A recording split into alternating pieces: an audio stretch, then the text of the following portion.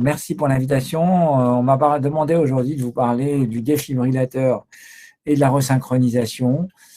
Et, euh, et donc, je vais commencer au début, c'est pour ça que je n'ai pas affiché mes diapositives, parce que je voudrais commencer par quelques généralités, quelques explications sur c'est quoi un défibrillateur, c'est quoi un appareil de resynchronisation, c'est quoi la différence entre un pacemaker et un défibrillateur. Des choses finalement qui, des fois, peuvent paraître complexes à certains, et donc comme ça, on emmène tout le monde dans le même bateau. Alors, je vous rappelle juste que les stimulateurs cardiaques ou les pacemakers sont des appareils qui permettent de délivrer une stimulation. Ils peuvent être de simples chances avec une seule sonde qui va aller souvent dans le ventricule, mais pourquoi pas, on pourrait la mettre dans l'oreillette si on voulait, ventricule droit en l'occurrence, le plus souvent. Ça peut être un stimulateur cardiaque double chambre, donc avec une sonde en général qu'on met dans l'oreillette droite et une sonde qu'on met dans le ventricule droit, par exemple. Et puis, ça peut être un stimulateur cardiaque triple chambre dont on reparlera lorsqu'on parlera de la resynchronisation. Et cette fois-ci, dans les modèles habituels, 3 sondes, une sonde qui va stimuler l'oreillette droite, une sonde qui va stimuler le ventricule droit, et la troisième sonde qui va permettre la resynchronisation, elle va stimuler le ventricule gauche. Et pour stimuler le ventricule gauche, actuellement, ça reste encore la méthode de référence, ça consiste à mettre cette sonde à travers les veines coronaires. Pour ceux les plus jeunes d'entre vous qui font de la coronarographie, vous faites la coronarographie, donc l'angiographie des artères coronaires.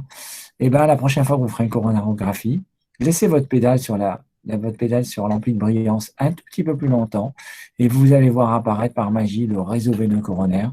Et ce réseau veineux coronaire va se jeter à travers les veines coronaires, le tronc commun des veines coronaires qui s'appelle le sinus coronaire, se jette dans l'oreillette droite. Et ce sinus coronaire, c'est quelque chose qui nous intéresse énormément nos rythmologues parce que souvent on met des sondes à cet endroit-là lorsqu'on fait de l'ablation et parce que c'est par là qu'on passe pour faire la resynchronisation.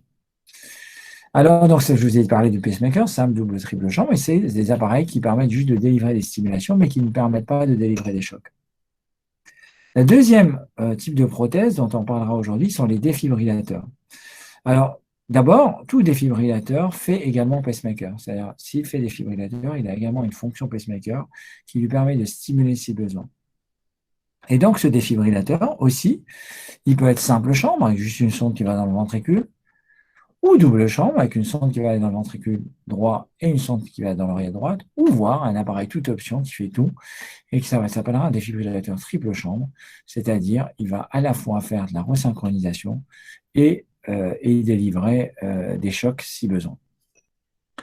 Alors, bien entendu, la problématique du choix du type de prothèse pour un patient implique il y a beaucoup de questions et en fait, notamment lorsqu'on se place avec la perspective du sud du versant sud de la Méditerranée, qui est le coût des prothèses. Et donc, effectivement, un défibrillateur va être beaucoup plus cher qu'un pacemaker. Et donc, environ, un défibrillateur va coûter entre 10 000 et 18 000 euros du simple au triple chambre, alors qu'un stimulateur cardiaque triple chambre va coûter, on va dire, environ 5 000 euros. Donc c'est vrai qu'il y a aussi une question qui se pose à un moment donné du choix médico-économique d'utiliser la bonne prothèse pour le bon patient. Et c'est pour ça que le topo s'appelle comme ça, quelle prothèse chez quel patient. Alors, les défibrillateurs, au départ, et je ne vous les ai pas mis les études parce que ça alourdirait la présentation, les défibrillateurs ont d'abord été validés chez les patients qui avaient fait des événements rythmiques. C'est-à-dire que, bien sûr, personne ne remettra en cause que quelqu'un qui a fait un arrêt cardiaque par fibrillation ventriculaire, qui a eu la chance de survivre à cet arrêt cardiaque. Alors, la chance de survivre à cet arrêt cardiaque, elle n'est pas les mêmes suivant l'endroit où cela survient. Et voilà, si ça survient à Paris, à proximité de la gare de Lyon, et c'est pas dans la gare que la plupart des arrêts cardiaques surviennent, c'est sur l'esplanade de la gare parce que les gens ils courent pour rattraper leur train parce qu'ils sont en retard. Et ben, le taux de survie est d'environ peut-être 5 à 6%. Ça a presque doublé en une dizaine d'années, mais ça reste largement inférieur à d'autres pays. Si vous êtes dans un casino de Las Vegas, je vous souhaite de voyager et d'aller à Las Vegas, eh ben, votre taux de survie pour un arrêt cardiaque, il est de 30%. Mais pourquoi? Parce qu'il y a des caméras de surveillance partout. Et si vous avez la malchance d'asseoir un de vos enfants sur une chaise du casino, vous avez un personnel de sécurité qui vient vous voir en moins de 20 secondes pour vous indiquer que c'est interdit. Ça veut dire que quand quelqu'un s'écroule, tout de suite on le voit et on le traite d'emblée.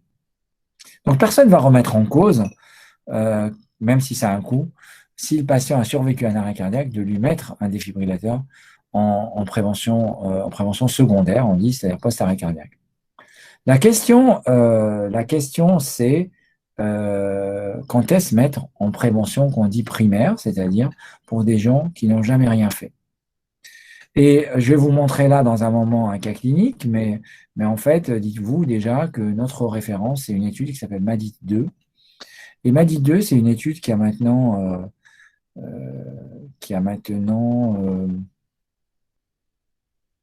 environ 20 ans, MADIT-2. Elle a été publiée dans le New England en 2000. Et c'est l'étude qui m'a permis de faire de la rythmologie. Une des études, il y a les deux études qui m'ont inspiré pour la rythmologie, c'est le New England de MADIT-2 et c'est la publication de Michel Essaguer de l'ablation de l'AFA qui date de 1998.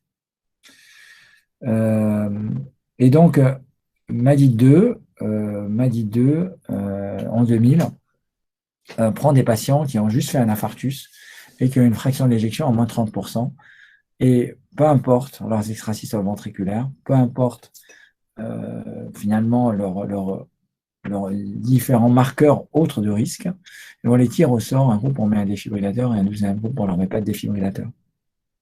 Et ce qui se passe, c'est que les patients à qui on met un défibrillateur, ils ont une survie plus importante que ceux qui n'en ont pas, ce qui a généré toutes les recommandations que vous connaissez de pose du défibrillateur en prévention primaire, notamment dans la cardiopathie ischémique. Et puis, bien sûr, les seuils qui étaient à 30%, il y a eu d'autres études qui ont amené le seuil à 35%. Puis, il y a eu d'autres études, je pense qu'on va peut-être en dire un mot dans un moment, sur la cardiomyopathie dilatée, avec une discussion là de savoir est-ce que les patients avec une cardiomyopathie dilatée doivent bénéficier du défibrillateur comme les autres. Il y a peut-être un point de discussion à ce niveau-là, mais on pourra y revenir dans la discussion. Je vous donnerai ma pratique, je vous donnerai également mon avis de ce qui se passe sur le versant sud de la Méditerranée et sur le rapport médico-économique, mais je vous dirai aussi ce que je fais, moi, tous les jours, chez moi.